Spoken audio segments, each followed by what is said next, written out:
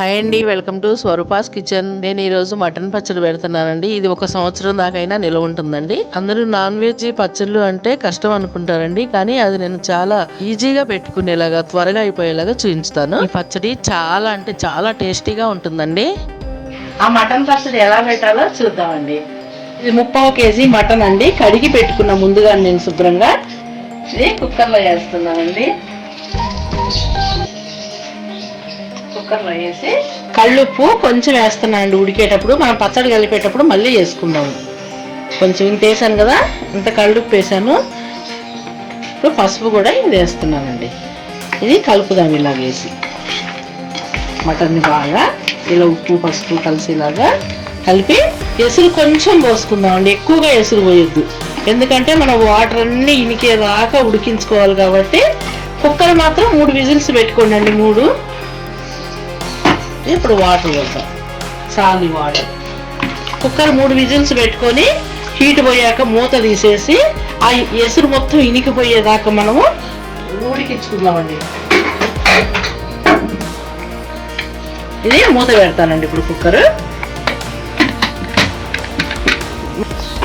ఇప్పుడు ఇది స్టవ్ మీద పెట్టి కుక్కర్ ఆన్ చేస్తున్నానండి. 3 విజిల్ రానిద్దాము. ఇది ఉడికిన తర్వాత మనము ఎలా పచ్చడి వేసుకోవాలి, దాంట్లో ఏమేమి వేయాలి అనేది తర్వాత చూద్దామండి. ఏ పదార్థాలు వేసి ఎలా కలపాలనేది చూద్దాం.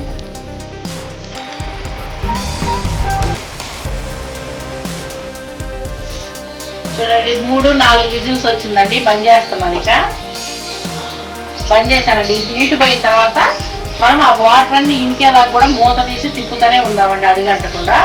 అప్పుడు పచ్చడి ఎలా పెట్టదు.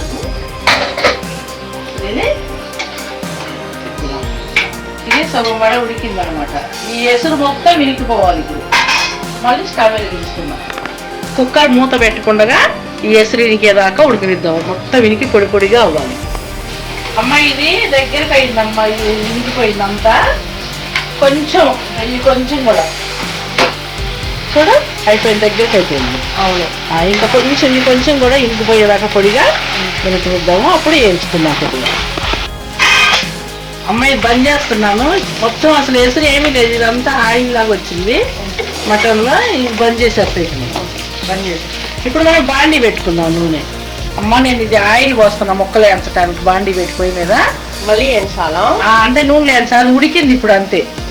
ఉడకకుండా బాగోదా, నేను ఉడికే పచ్చడి పెడతా. ఉడికిచ్చినాకనే ఆయిల్ సరిపడా పోసుకుందాము పచ్చడికి. నేను పల్లి నూనె వాడుతున్నానమ్మా.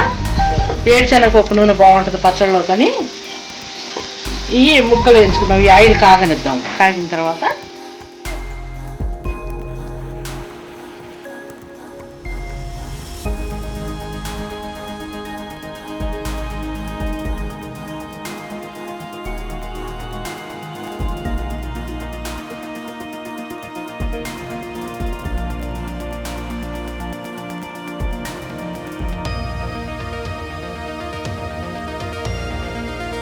మనము మనిషి జన్మ అంటే ఈ జన్మకే, మరి మనిషి జన్మకే అన్ని బాధలు, బాధ్యతలు, బంధాలు, కష్టాలు, సుఖాలు, దుఃఖాలు అన్నీ ఉంటాయన్నమాట.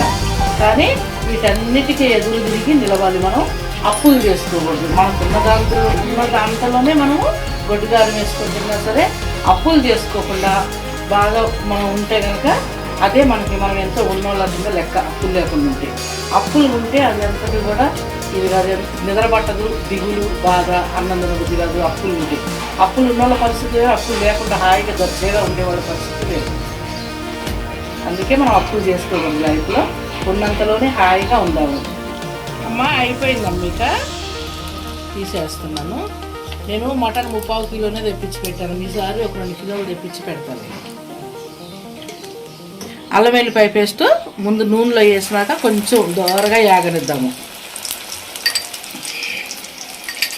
దీన్ని మనకు సరిపోయినట్టు నేను 2 టేబుల్ స్పూన్లు తీసుకున్నాను. దోరగా కానిద్దాం. ఇందులో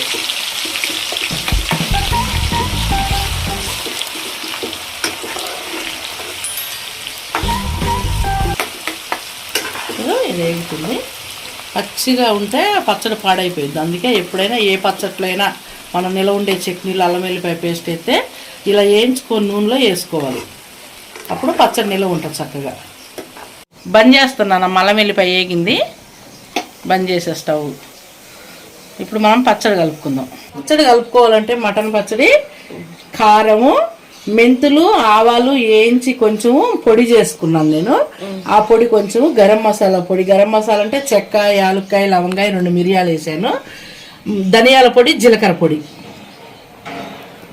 ఉప్పు. మళ్ళీ నిమ్మప్పు వేస్తున్నాను నేను. నిమ్మక రసం పోతే నిల్వ ఉండదు ఎక్కువ అని చెప్పి నిమ్మరసం పోయాలనుకున్న వాళ్ళు ఎండలో పెట్టి కాసేపు పోసుకోండి. నేను నిమ్మప్పు కలుపుతున్నా కొంచెం. ఇప్పుడు కలుపుకుందామా. ఇప్పుడు మనము ఈ మటన్ ఎంత ఉందో దానికి సరిపడా మనం ఇంట్లో కారం ఎంత తింటామో అంత చూసి కారం వేసుకుందాము.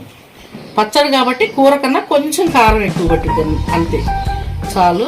సాల్ట్ కూడా మనం తినేదాన్ని బట్టి. నిల్వ అయితే కనుక బాగా చాలా రోజులు ఉంచుకోవాలి. మరింత మటన్ ఉందంటే కరెక్ట్గా వేసుకోండి క్వాలిటీ, దానికి మటన్కి సరిపడా. నేను ఇప్పుడు పచ్చడి ఎక్కువ నిల్వ లేదు కాబట్టి 4 రోజులకి అయిపోయింది కొంచెం పచ్చడి, అందుకే నేను ఒక్కరో తగ్గించైనా ఏం కాదు. సాల్ట్, ఈ ఆవాలు, మెంతులు నేను వేయించి పొడి చేసుకున్నా మిక్సీలో, ఆ పొడి కొంచెం వేసుకుందాము. పచ్చడి అంటే ఆవాలు, మెంతులు ఉండాలండి. గరం మసాలా పొడి వేసుకుందాం. జీలకర్ర పొడి కూడా కొంచెం, ఒక 1/2 టీ స్పూన్ అండి. 1 టీ స్పూను ధనియాల పొడి. బాగా కలుపుదాం దీన్ని.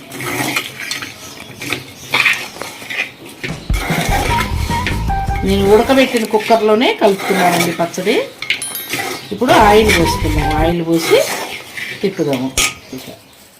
ఈ నిమ్మప్పు కూడా చూసేసుకోనండి, మరీ పుల్లగా ఉన్నా కూడా బాగోదు. ఇప్పుడు మనం కాసుకున్న అల్లం వెల్లిపాయ పేస్ట్ వేసి కాసుకున్న ఆయిల్ని పోసేసుకుందాము.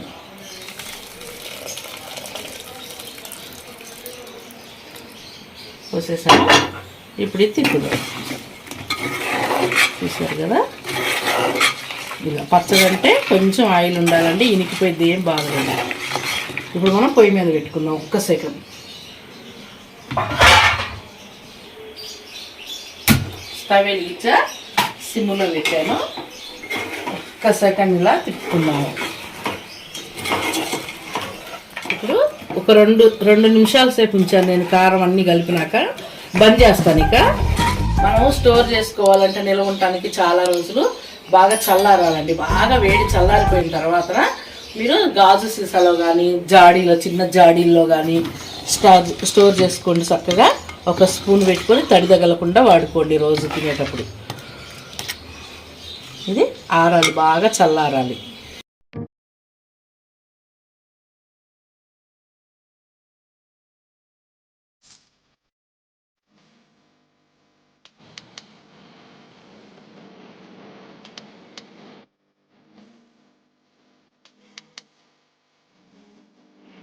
చూసారు కదండి మటన్ పచ్చడి ఎలా పెట్టుకున్నామో. మరి మీరు కూడా ట్రై చేయండి, టేస్ట్ చేయండి. మీకు నచ్చినట్లయితే లైక్ చేయండి, షేర్ చేయండి, సబ్స్క్రైబ్ చేయండి. ప్లీజ్ సపోర్ట్ చేయండి. అందరికీ థ్యాంక్ యూ అండి, సపోర్ట్ చేసి అందరికీ థ్యాంక్ యూ. ఇంకా ఛానల్ చూడని వాళ్ళు ఎవరైనా ఉంటే చూడండి అండి, సబ్స్క్రైబ్ చేసుకోండి ప్లీజ్ అండి.